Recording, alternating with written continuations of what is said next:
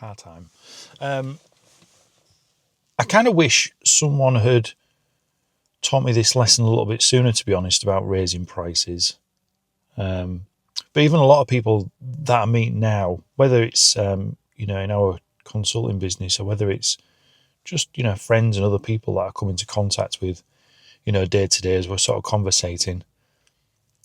My experience of raising prices in all of our businesses, whether it's been the fitness business, whether it's been in our medical supplies business, whether it's been the consulting business, it's always been beneficial for everybody, for us and for the customers. I think people feel a lot of resistance around raising prices, so I just wanted to share my experience, and hopefully that can open up maybe some different thoughts. If you're the person that's maybe on the fence, about doing that.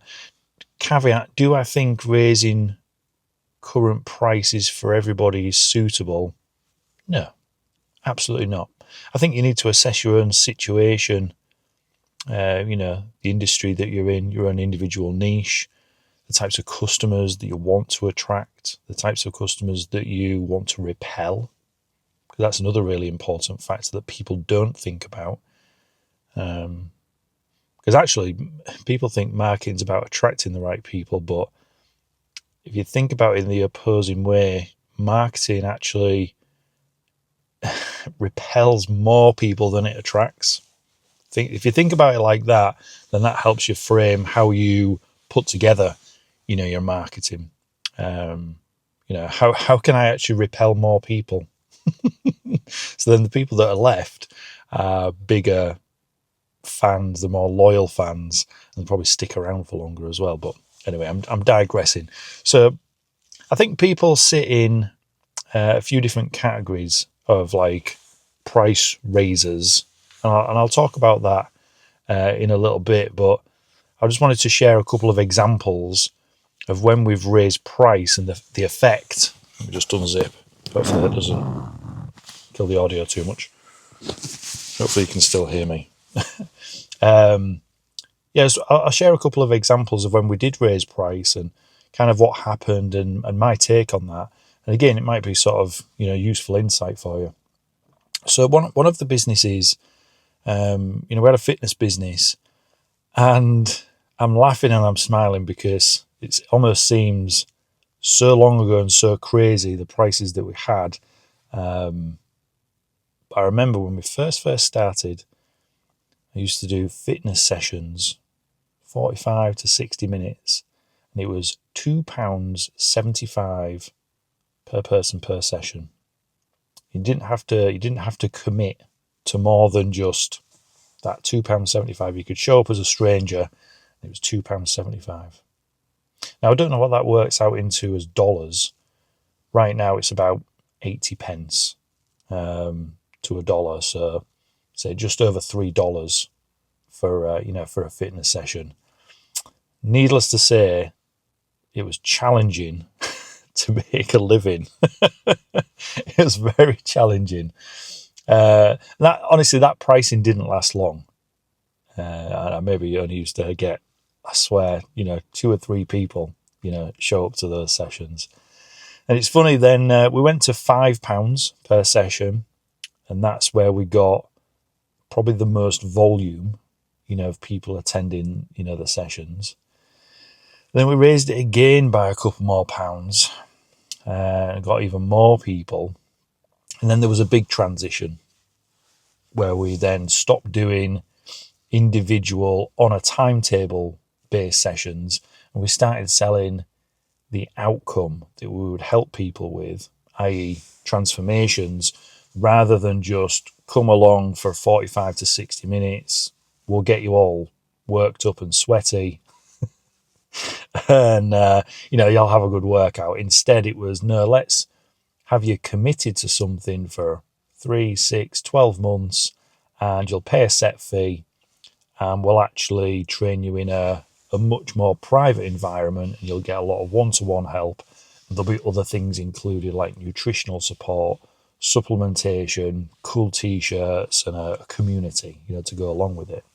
Now, through all of those incremental price increases, and particularly then the sort of the big price change and structuring change at the end that I just described, all that ever happened for us was that the clientele became more committed. Just became more committed. They got better results every time. The client base went up as well, and the business made more money, which in turn didn't just give us more profits, but it allowed us to have more resource that we put straight back into the members and the clients. Because I think sometimes people confuse, price raising with, well, so you're just a greedy, so and so. Well, you're in business for a couple of reasons. To solve problems, number one, that's what all businesses, are in business to do. And number two, to generate revenue, to generate cash, because otherwise the problem solving that business provides can't continue. You go out of business. It's very simple. So, when we went from £2.75 to £5 a session, all of a sudden, more of the town and the local villages paid attention, because now we weren't this scrappy.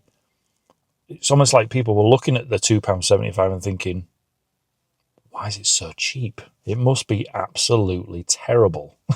Who is this guy that is, £2? And it was such an obscure amount of money as well.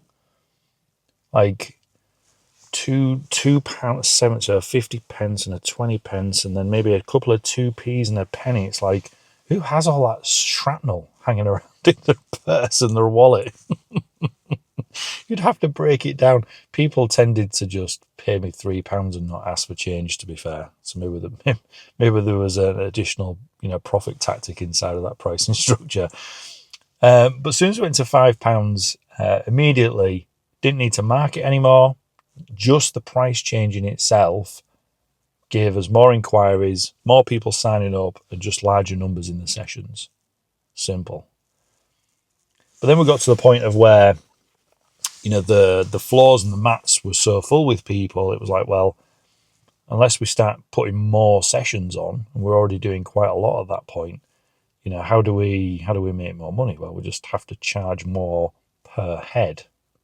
So even if the volume goes down a little bit, probably still going to make a little bit more money, but we're not going to be at this like maximum capacity that we're at right now.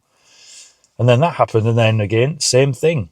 We went from having the £2.75 people were just like lacking any get up and go, to be honest, any real sort of motivation to change. And then again, from the £5 to the next price increase, those people again just had more to give. But where the magic really happened was then where we restructured how we delivered the sessions, the transformation sessions, the transformation package. And what happened was, and it really went not totally unnoticed, but it was like a level of acceptance with the £5 and the £7 session fitness stuff. With the people that were paying £1,000 plus, they were no longer like at the back of the pack, wanting to get away with not working, not training hard. They wanted the attention to make sure they were doing the reform correctly. They wanted to be pushed. They wanted to be held accountable because they were investing more money. There's a saying, right? What is it? Those that pay more attention. And I can tell you from experience, in the fitness business, that's exactly what happened. And then in turn, results were better. And there's also like a huge psychological shift in how we were perceived. We were no longer, this isn't a disrespectful statement, to anyone that is a trainer or has been a trainer, because I was myself, but we were no longer seen just as personal trainers. We were coaches. You're held in higher regard when people pay more money. And also, the other thing was people relinquished more of their personal problems and issues when they paid more money as well.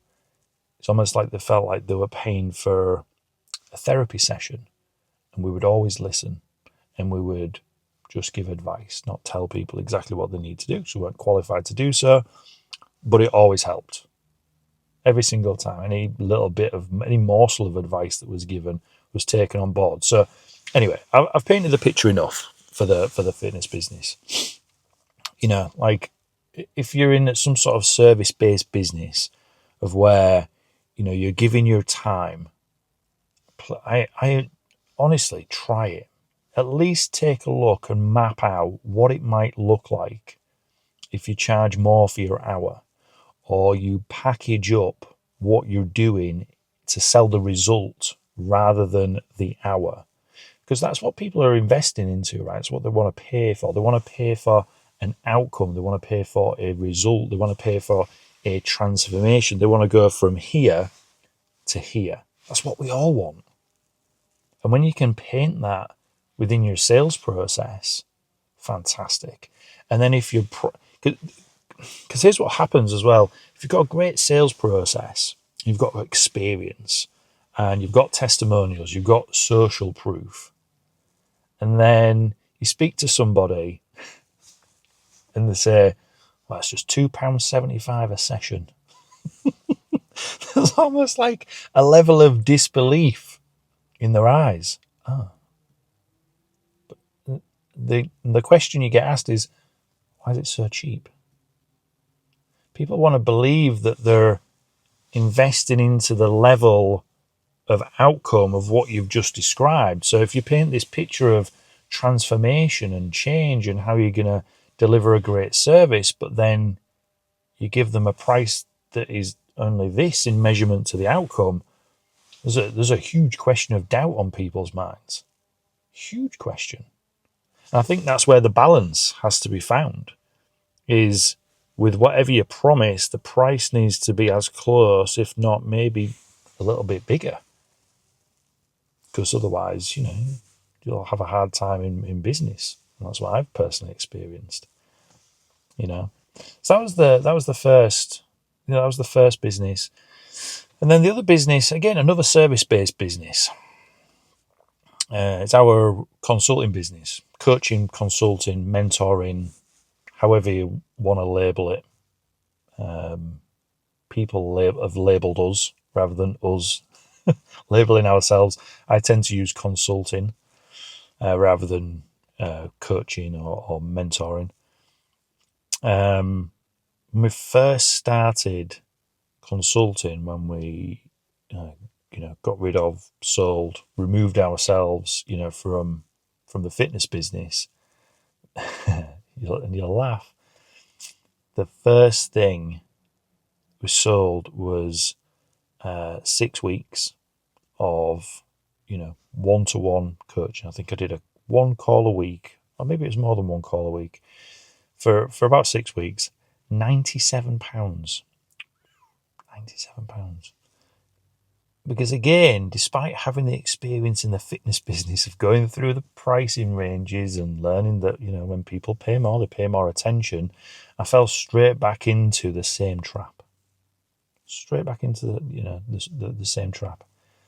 My justification at the time was I need some social proof, to show, even though I already had the knowledge and the experience of running businesses, helping them grow, running my own businesses, having them grow, having them been profitable, running the sales, the marketing, the brand awareness, all that stuff. I still fell into that trap. So maybe I'm talking directly to your heart right now. You're thinking, been there, currently there, Rich. I know what that feels like. And it's the same thing, right? Same story. Those people, did they get result? Yeah, they sure did. But now, and that was, wowzers, that's 10 years ago, right? Now, We charge 4 times that for less than an hour of our time. Pretty cool. All very deserving, in my opinion, because of the amount of effort, time, and transformation that we put into somebody. But broken down for our consulting, that's the investment. But you know what's happened? We repel those that, we're not right to serve. We're not for, beginners. We're for the serious, business types that, want to put money in and will action every morsel, that we give them insight on. And those that are all in kind of people, because that's our kind of person, in all honesty. And I think that's another important thing to remember, depending on the type of business that you have, is particularly if you spend a lot of close time and close proximity with other humans, within the work that you do, is that you don't want to create a jail for yourself. You want to make sure that you create a business that when your eyes open on a morning, you put your feet on your, by the side of your bed, if there's a rug or a floor or whatever, and you open the curtains, you're excited. You're excited for the day ahead, and you're not dreading having an email, a message, or a missed call, from these people, because that'll just drive you nuts. It'll drive you insane. And you certainly won't have the get up and go to grow that business either. It will be lackluster. It will kill a part of you. Trust me, And we, through that 10-year period from now and looking back, there have been times of where, we fell into a trap a few times of, bringing in the wrong types of people. And that's exactly what it did, to us. It killed our vibe. It killed our energy. It killed our excitement for the business. So look, what's that? There's another little saying. 20%, the 20% will give you 80% of the problems. And that's exactly what it was. From bringing the wrong types of people in, and maybe we gave them a discount or, a free ride or something like that. They just weren't committed. They just didn't do the things. And all they did, these people, they maybe argued the point despite needing help. And then with the experience that we've got and the knowledge and the bit of wisdom, I don't claim to be, a billionaire, business coach or anything, but we've had some healthy success over the years. They still sat there and argued. Literally, some of these people literally argued the point. So again, the last 10 years have taught me more and more and more that if you charge a certain price, that's okay in some business models. If your business isn't, front facing, service based, that's probably okay. If you've got a SaaS company or, something like that, and, the capacity on your servers, you need to fill a certain amount, and you can probably do discounts and things like that. But there's probably even an element again within, software companies of where you probably need to charge a healthy amount in order to get customers that retain and to lift the lifetime value. So this probably rolls out through many different types of industries and business models, charging a little bit more. And that could be anywhere from 2% all the way up to, 200%. But I think you've got to wear the responsibility of looking at that. And what did I mention at the beginning? Yeah, there's sort of three distinctive camps. I think when I was thinking about this, I thought, there's three different camps with people when it comes to bringing up, price increases. So the first camp are like the people that are like, yeah, I'll do it, and they're excited by it, and they raise the price, and maybe they choose to grandfather their current clients in, and every new customer that comes in, they're paying, 25, 30, 50% more, and they make it happen. That's the first camp. The second camp are just, no, don't even want to explore it. Raising prices would be the death of my business, and everything's very doom and gloom. They're the naysayers. And then the third camp are those that are full of fear, pardon me, and maybe they do attempt to raise price, and then at the first objection or the first little bit of pushback that they get, they're like, no, I can't do it. Back to the old prices, or they discount even further. It's very interesting to observe because those are the very distinctive camps, when it comes to raising prices. Personally, I would implore you to be in camp one. Be excited. Be excited about charging more money. If you've got experience, if you're a veteran maybe, with what you're doing, you've already got a healthy customer base, look at lifting price a touch. Can't do you any harm.